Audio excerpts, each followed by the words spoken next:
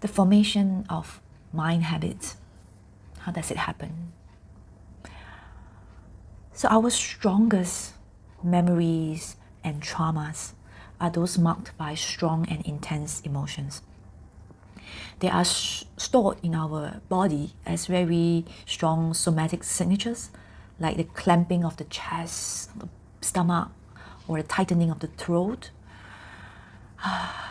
Because all emotions actually have a body sensation in the body, which is why it's so uncomfortable when we have certain emotions that we don't like. Mind habits will start to form whenever they detect that when we transit from a so-called unsafe emotional state to a safe one in the same way repeatedly. So I repeat that.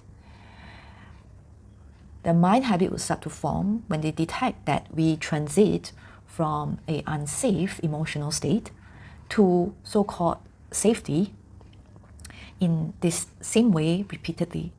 So if I repeatedly watch Netflix to run away from my pain and it calms me down, then the mind will start to form this habit of getting you into a craving for Netflix whenever it detects that some kind of negativity is coming up. So one way to loosen these destructive mind habits, or sometimes not so helpful mind habits, is to wait for that accidental jolt, right? A counter event that generates emotions that is equally intense and strong and somehow signals us back to safety. And we do have that sometimes. It's like a realization, like a hard knock on the head.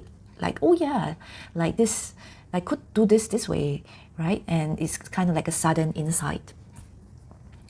But if the mind habit is something that has been reinforced repeatedly since you're young, then it likely needs some kind of repetition before it can be effectively counted or learned or changed.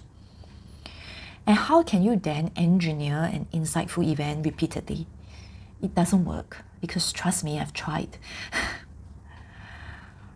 So the other less exciting but more deliberate way is to actually just consciously practice watching our mind habits during normal times, so that you're consciously practicing these attitudes of gentle observation, non-reaction, slow breathing, which also signals to the brain that it is safe. So which is part of the practice of why we sit and practice in mindfulness meditation. The more times we practice, the more likely the brain can activate these skills of non-reaction, soft breathing in times of intense emotional episodes. It's a slower and longer journey, but it is a more certain and peaceful one.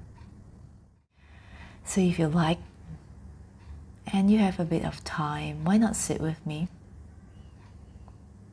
Take a minute to watch your breath.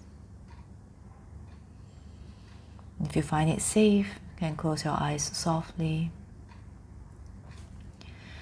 Find grounding in your feet, allowing yourself to sit a little bit taller. Just arriving in this body in this moment. As you breathe out, allowing that sense of rooting and grounding through the sit bones. As you breathe in, that sense of lengthening the spine, energizing your being. Keep that breath deep and slow.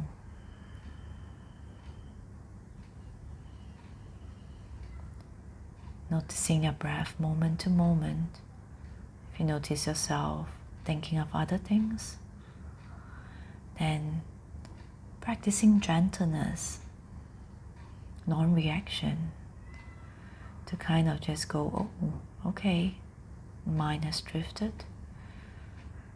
Let me slowly bring my awareness back to my breath. Everything feels slow and steady, alive. calm.